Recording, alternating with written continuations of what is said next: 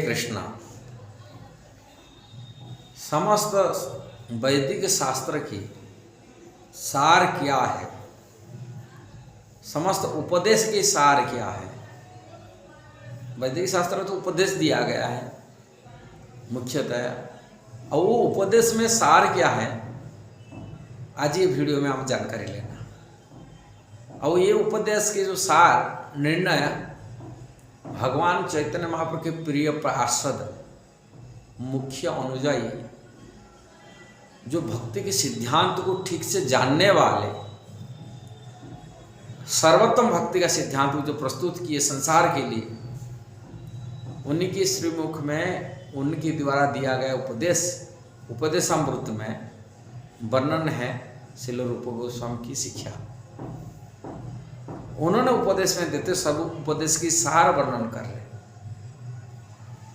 उपदेशामृत की 8वां नंबर श्लोक है, तन्नाम रूप चरितादि सुकीर्तनानु स्मृत्या क्रमेण रसना मनसि नियोज्यो तृष्टान व्रजे तदनुरागी जनानुगामी कालम नयत अखिलम इति उपदेश सारम। ये उपदेश सार है। समस्त उपदेश का सार यही है कि मनुष्य अपना पूरा समय 24 घंटे भगवान के दिव्य नाम, दिव्य रूप, गुणों तथा नित्य लीलाओं का सुंदर ढंग से कीर्तन तथा स्मरण करने में लगाए, जिससे उसकी जीव तथा मन क्रमशः व्यस्त रहे। इस तरह उससे ब्रज गोलोक वृंदावन धाम में निवास करना चाहिए और भक्तों के मार्गदर्शन में श्री कृष्ण की सेवा करनी चाहिए। मनुष्य को भगवान के उन प्रिय भक्तों के पदचिन्ह का अनुसरण करना चाहिए जो उनकी भक्ति में प्रगाढ़ता से अनुरक्त है। ये उपदेश के सार की वर्णन है। हम यहाँ थोड़ा चर्चा करने के लिए प्रयास कर रहे हैं। तन्नाम रूप चरिता आदि उपदेश सार, भगवान के नाम, उनकी लीलाएं, उनकी चरित्र, उनके रूप आदि कीर्तन में 24 घंटे लगाना है। यही उपदेश की सार कहते हैं। और क्रमेण धीरे धीरे धीरे धीरे नाम में रुचि बढ़ाना है, उसमें मौन और जिह्वा विशेष करके लगाना। मौन को और जिह्वा को, जिह्वा में शुरुआत है, ध्रुव गोस्वामी कहे आगे, जिह्वा में ही शुरुआत होता है भक्ति। जिह्वा में कैसा शुरू होता है? भगवान के नाम को उच्चारण करना, भगवान के प्रसाद को खाना। प्रभात का है, ये 2 चीज करना है, जिह्वा माध्यम से शुरू होते हैं। और ये भगवान के नाम को उच्चारण करना, भगवान की गुणगान भी करना है, ऐसा ही अश्रवण भी करना। किंतु भक्ति कलि युग में नाम ऊपर ज़्यादा महत्व दिया गया। का जब तक तो कोई नाम, बहुत लोग श्रवण करते हैं किंतु उनकी शुद्धिकरण इतना पवित्र जितना नहीं होता, नाम जप करने वाले में शुद्धिकरण हो जाता है सुनने से। नवदा भक्ति में श्रवण कीर्तन विष्णु स्वरण कहा गया, प्रहलाद महाराज कहे, किंतु कलि युग केवल नाम आधारा जो कहा गया, हरे नाम हरे नाम हरे नामेव केवलम कलो नास्ते व नास्ते व गति अन्यथा।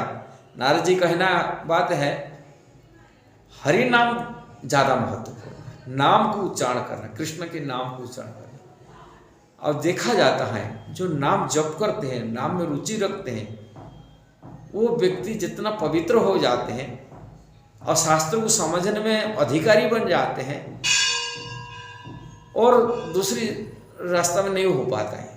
नहीं तो कई लोग बड़े संस्था बनाए, संस्थापक आचार्य बने, भगवत गीता, श्रीमद् भागवत आदि शास्त्र में प्रवचन भी करते, शास्त्र में निपुणता है, किंतु शास्त्र ज्ञान होते हुए भी भगवान को, परम पुरुष भगवान श्री कृष्ण पे वो समझ नहीं पाते, उनके समझ में नहीं आता है। कोई निराकार ब्रह्म की उपासना कर रहा है, कोई न ज्योति की उपासना कर रहा है, ये तरह तरह उनके विचार रहता है। इसीलिए जो नाम प्रति रुचि जिनकी हो गया, कोई व्यक्ति शास्त्रों को समझ पाता है और आत्मा भी कल्याण कर पाता, वो व्यक्ति शुद्धि पवित्र भी हो जाता है। नाम प्रति जिनकी रुचि नहीं है, वो कितना बड़ी बुद्धिमान व्यक्ति हो क्यों हो ना हो, शास्त्र को ठीक से समझ नहीं पाता है। अब परम सत्य को निर्णय नहीं धारण कर पाता है, क्या करना क्या नहीं करना वो समझ नहीं पाता। जिनकी प्रति नाम प्रति रुचि है वही कर पाते। इसलिए नाम प्रति कहा तन्नाम रूप चरिता आदि, भगवान के रूप में, शिव विग्रह में, सुंदरता में, वो भी मन को लगाना है। का मन तो चाहता है किसी रूप देखने के लिए, वो देखने का वस्तु इच्छा होता है कि भगवान में रूप सौंदर्य को देखे। और चरित्र, कोई लीला सुनता है आजकल टाइम पास करने के लिए, हम लोग कितना इंटरटेनमेंट के लिए क्या क्या नहीं करते। इसलिए रूप गोस्वामी कहते चरित्र, भगवान की जो चरित्र है, लीलाएं हैं, वो लीला को देखना सुनना, वो मन को लगाना उसी में। आदि मतलब और भी बहुत सारी तरह तरह के भगवान की कार्यों में, सेवा में लगाना। आदि अर्थ में ना बहुत सारी कार्यों में भगवान की सेवा नियोजित करना चाहिए। मन को लगाना, उनको धाम यात्रा जाना, परिक्रमा करना, भक्तों की संगति करना, ब्रज धाम जैसे परिक्रमा यात्रा करना, ऐसा ही भगवान में नियुक्त किसी प्रकार करना, भगवान के नाम गुण कीर्तन भी करना। इसके साथ साथ स्मृत्याक्रमण, धीरे धीरे इस प्रकार स्मरण भी, उसको भी स्मरण भी करना। कभी बैठते, खाली बैठते तो कि लेटते हैं, उसमें स्मरण में दिमाग में आना। और रस माने जीवा को लगाना, मन को लगाना, रसना मनसी, कारण ये दो चीज ही ज़्यादा एक्टिव ही रहता है व्यक्ति। माने इंद्रियों को, जो मन जो है ना, मन हर जगह चाहता है, कुछ नहीं इधर उधर जाता है, और जीवा चाहता है ये करने के लिए, इसमें नियोजित करने के लिए कहा गया। इसके साथ साथ कहते तृष्णान ब्रजे तदानुरागी, ब्रज भूमि में निवास करना, मन को ब्रज में लगाना, ब्रज आसक्ति होना, धाम वास करना। हम देखें कई भक्त लोग को धाम छोड़ के कोई बाहर नहीं जाते, पूरी धाम में ही रहते। कल हम धाम न छूट जाए, किसी प्रकार धाम में बन के रहते।